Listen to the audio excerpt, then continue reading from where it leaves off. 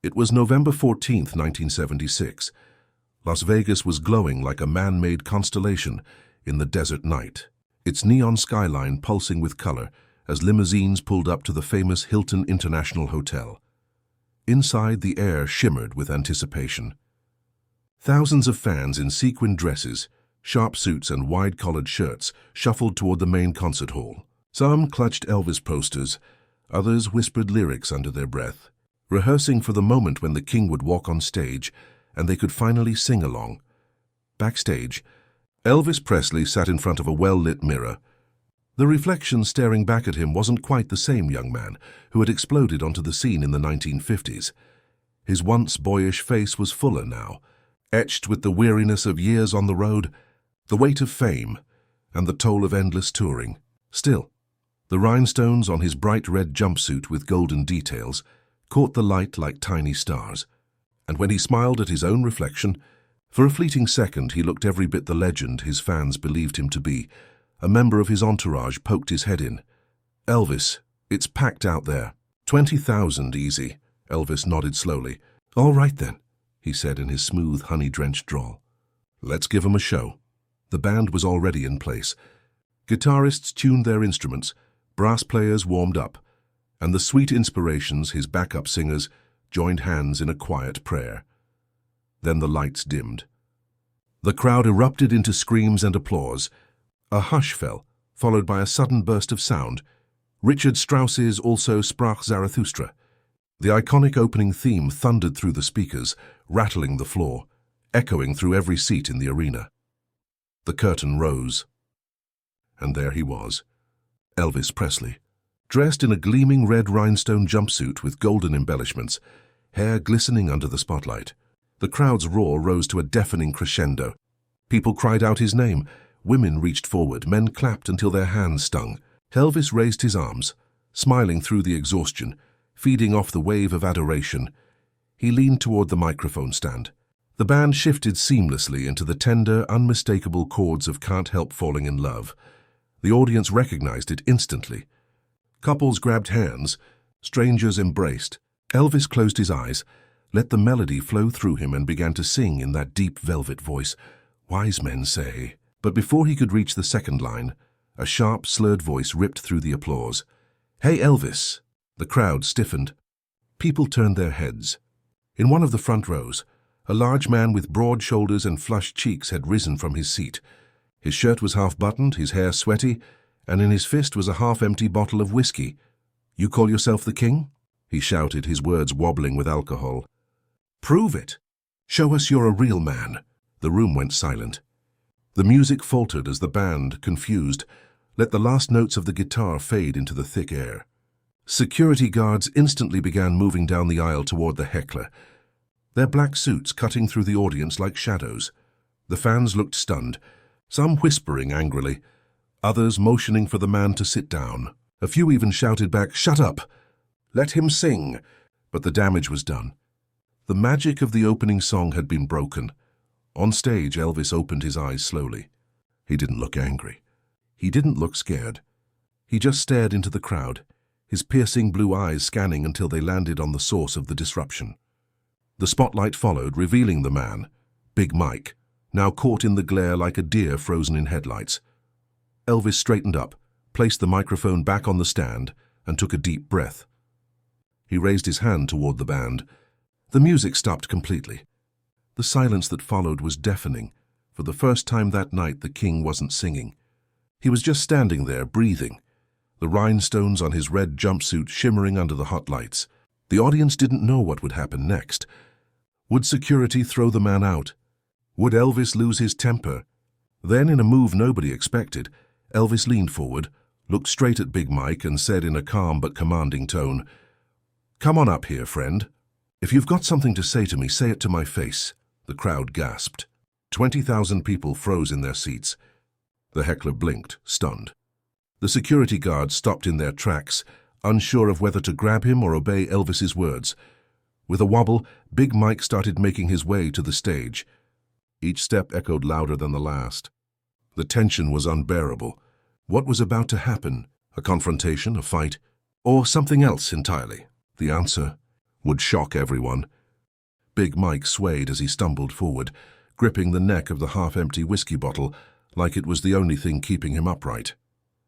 His boots scraped against the carpeted aisle of the Hilton showroom, and the people in his row quickly stepped aside, whispering frantically, some shaking their heads in disbelief. "Is this guy serious?" Someone muttered. "Security, get him out of here," shouted another. But the security guards froze halfway down the aisle. Elvis's command had stopped them cold. When the king said, "Let him through," you listened. Always. On stage, Elvis adjusted his stance, squatting down on one knee so he could meet the man's eye level as he approached. The crowd buzzed with tension, 1,000 cameras ready, every pair of eyes fixed on the impending collision.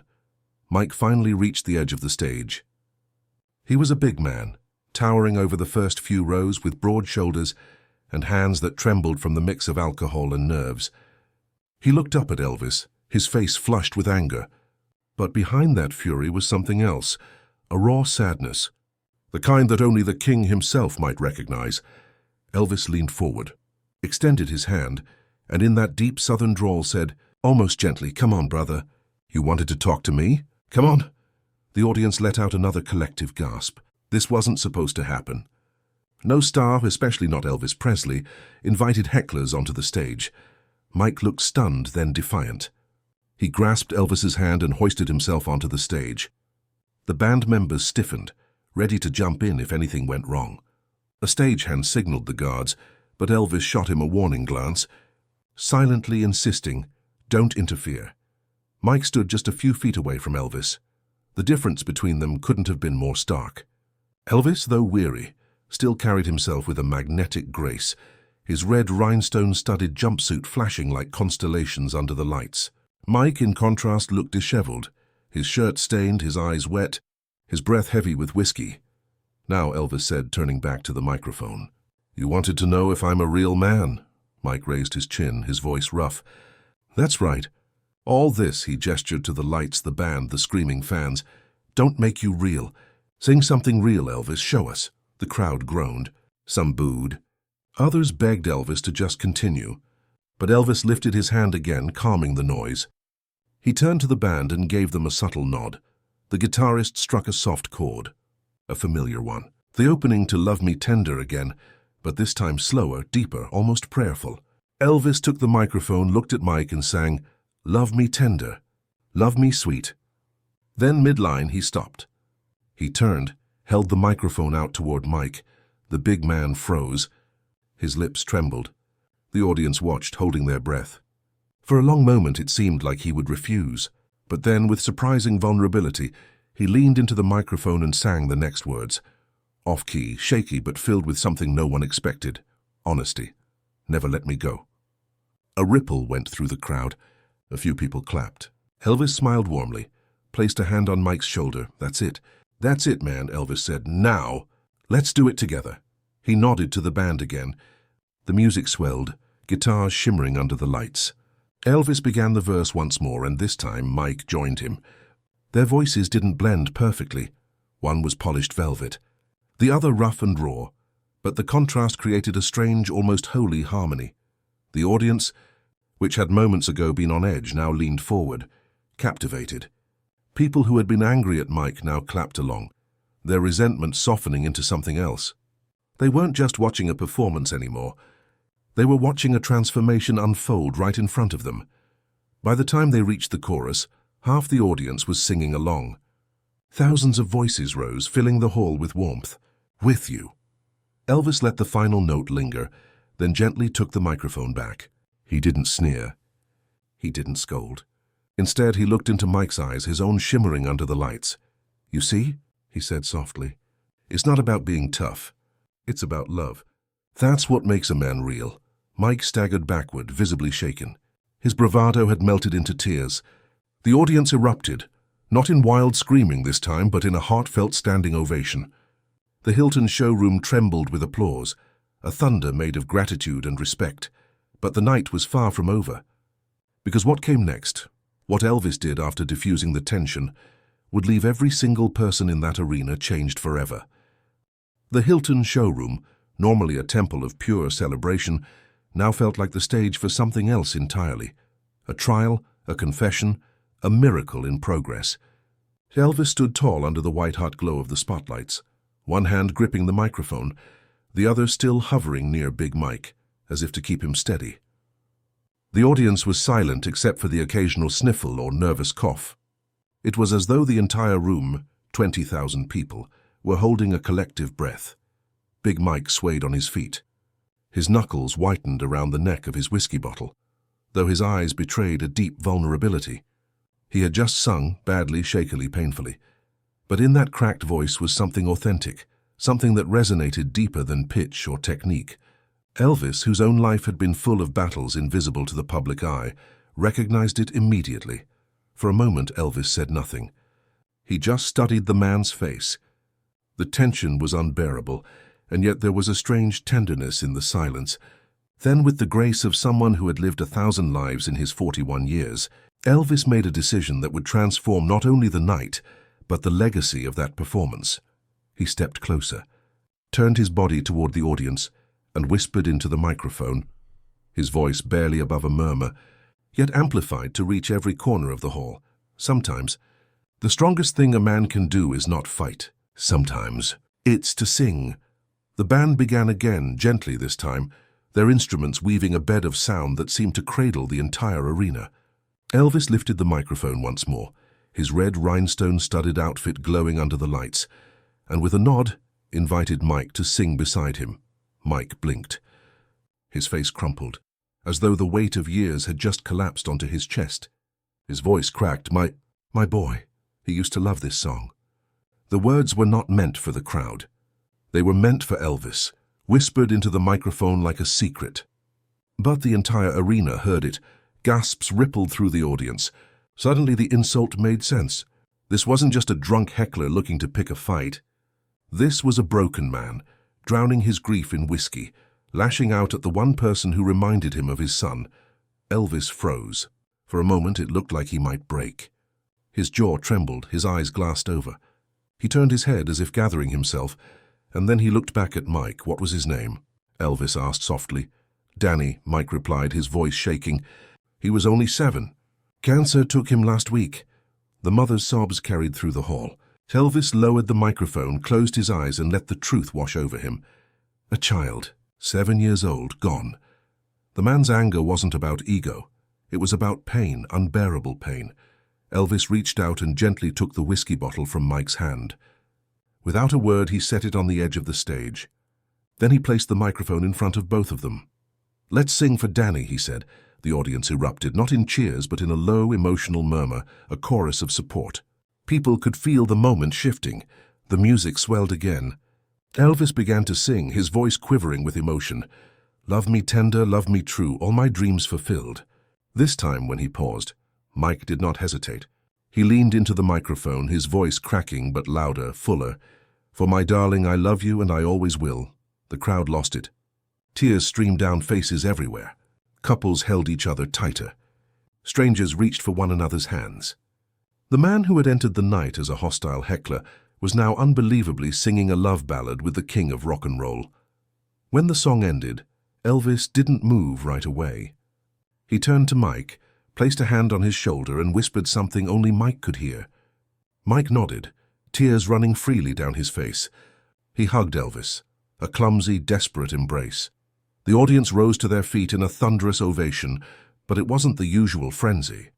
There were no shrieks or shouts of, "We love you, Elvis." Instead, it was slow, heavy applause, a standing ovation soaked in reverence. For the first time that evening, Elvis himself was visibly shaken. He wiped his eyes quickly with a silk scarf, trying to smile through the emotion.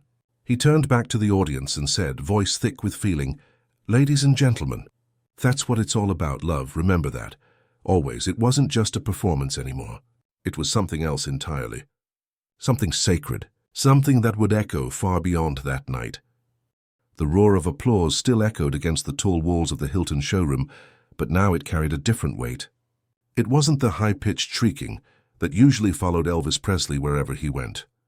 It was deeper, steadier, the sound of 20,000 souls united in awe, clapping not just for the man on stage, but for what they had just witnessed between him and the stranger called Big Mike. People wiped their eyes with napkins, with the ends of their sleeves, even with programs they had clutched as souvenirs. A woman in the front row turned to her husband, whispering, "Did you hear that? For his son, oh my God, for his son." Her husband, usually stoic, simply nodded, his jaw tight, eyes glassy. In the balcony, a teenager who had begged her parents for months to bring her to the concert whispered, "He's not just singing, he's healing." She had never seen anything like it. An entire arena holding its breath, then releasing it together, hearts beating in rhythm with Elvis's voice. Meanwhile, Big Mike stood trembling in the middle of the stage, one arm around Elvis, the other wiping tears from his face. The whiskey haze seemed to be lifting, replaced by the raw ache of loss. The crowd, instead of jeering, began to chant softly, "Danny, Danny, Danny." The boy's name, carried by strangers, filled the cavernous hall. Elvis looked out into the sea of faces, visibly moved. He took the microphone again, his voice rough with emotion. "You see, ladies and gentlemen, this is why we're here tonight. Music ain't just about the notes. It's about what's in here." He tapped his chest. "It's about love, about family, about healing." That little boy's name was Danny, and tonight we sing for him. The spotlight widened to bathe both Elvis and Big Mike in golden light. The band, without missing a beat, slid into the gentle opening chords of another ballad, something equally tender. The audience, sensing the sacredness of the moment, began to sway together. Some people raised their lighters, tiny flames flickering like stars across the dark hall. Others simply closed their eyes, letting the music wash over them. Back in the crowd, Mike's wife held her son tighter, her face buried in his small shoulder. Tears streamed down her cheeks, but for the first time in weeks she was smiling. Around her, strangers reached out to squeeze her hand, offering silent solidarity. A man in the second row later told reporters, "I came here for the music. I left with my heart changed. I saw forgiveness happen in front of me." Elvis turned anger into love. The song ended with a long, aching note. Elvis lowered the microphone and embraced Big Mike once again. The arena exploded in applause, but again it wasn't wild. It was reverent, almost holy. Thousands of people were on their feet, clapping in unison, tears streaking their faces. For those who were there, time seemed to stretch. Minutes felt like hours. It wasn't just a concert anymore. It was a sermon, a confession, a reminder that even the greatest star in the world was, at his core, a man who believed in compassion. That night, Elvis showed his fans something deeper than fame, deeper than music, deeper even than the legend of the king. He showed them his heart. And for the people in that audience, it was a night they would never forget. The applause went on, a tidal wave of sound that seemed to have no end. The Hilton showroom, packed to its very last seat, had transformed into something far beyond a concert hall. It was now a cathedral of emotion, vibrating not just with music, but with the raw, unfiltered heartbeat of 20,000 people who had just witnessed a miracle. Elvis remained at the microphone, letting the audience have their release. He didn't try to speak over them. He didn't rush to start the next number. He simply stood there in his shimmering red rhinestone-studded outfit, his chest rising and falling, as if he too were trying to process what had just happened. Big Mike was now back in the front row. He sat slumped in his seat, his wife's arms around him, his face buried in his hands. But there was a shift in his posture. The aggression was gone. The defiance had melted away. What remained was a man who had been broken by grief, suddenly reminded that the world could still hold compassion. Elvis leaned toward the microphone. His voice was quiet, so quiet that the audience leaned forward to catch every word. "You know," he said, pausing, "people call me the king. They shout it, they write it, they put it on posters. But I'll tell you something. The real kings and queens are out there." He gestured toward the audience. "The real kings and queens are you. The mothers, the fathers, the people who love with everything they've got. The ones who get knocked down but keep going. The ones who lose someone they love and still stand tall. That's what real strength looks like. That's what it means to be a man, or a woman." The words hung in the air like a blessing. The crowd, still standing, erupted into applause again. But even in their clapping there was reverence. No screaming, no frenzy, just raw gratitude. Elvis's eyes glistened. He pulled a scarf from around his neck, dabbed his face, and then tossed it gently into the crowd. A middle-aged woman caught it, held it against her heart, and immediately broke down crying. The scarf was no longer just a souvenir. It had become a sacred relic of a night that defied all expectations. The band, sensing the gravity of the moment, waited for Elvis's signal. He turned to them, gave a slow nod, and the familiar opening chords of Can't Help Falling in Love filled the hall once more. But this time, Elvis sang differently. His voice was softer, almost fragile, stripped of the usual bravado. Every word trembled with sincerity, as if he were no longer performing for fame but for something greater. Take my hand. Take my whole life, too. His baritone cracked on the word life, but it didn't matter.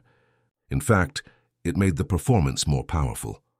It was as if the audience could feel Elvis's own struggles woven into every note, his exhaustion, his battles, his heartbreak, his hope. For I can't help falling in love with you. The hall shook with the final chord. The band lowered their instruments. Elvis stood in the middle of the stage, silent, hands still outstretched toward the crowd. For a long moment, nobody moved. Then, slowly, the audience rose again, this time in complete unison. The sound of 20,000 people clapping, slow, deliberate, thunderous, filled the room. People embraced strangers, wiped their eyes, held hands. In that moment, there were no divisions, no anger, no hecklers. Only a shared understanding. They had witnessed something far beyond a concert. Backstage, Elvis walked slowly, almost drained, as if every ounce of himself had been poured into those few minutes. He collapsed gently into a chair, breathing heavily. One of his closest friends leaned down, asking softly, "You okay, E?" Elvis gave a faint smile, his voice barely above a whisper. He just needed somebody to listen, that's all. Sometimes that's all any of us need. And then he closed his eyes for a moment, as if trying to hold on to the sacred hush of the arena. For Big Mike, the night changed everything. He had walked into that showroom drunk, angry, desperate, lashing out at the world. He left sober in spirit, clutching his wife's hand instead of a bottle. For Elvis, it was a reminder that music was never just about entertainment. It was about connection, healing, and reminding people of their own humanity. The story of that night spread like wildfire. Those who were in the audience told it for years, their voices trembling as they described how Elvis had silenced a heckler, not with anger, not with force, but with compassion. And long after the applause faded, long after the bright lights dimmed and the king left the stage for the last time, the truth of that night remained. The most powerful thing Elvis ever did on stage wasn't a high note, a hip shake, or a dramatic gesture. It was showing that in the face of anger and pain, love was stronger. That was the real legacy of November 14th, 1976, a night when 20,000 people discovered that even kings can cry, and that sometimes tears carry more power than any song ever could. That was the real legacy of November 14th, 1976, a night when 20,000 people discovered that even kings can cry, and that sometimes tears carry more power than any song ever could.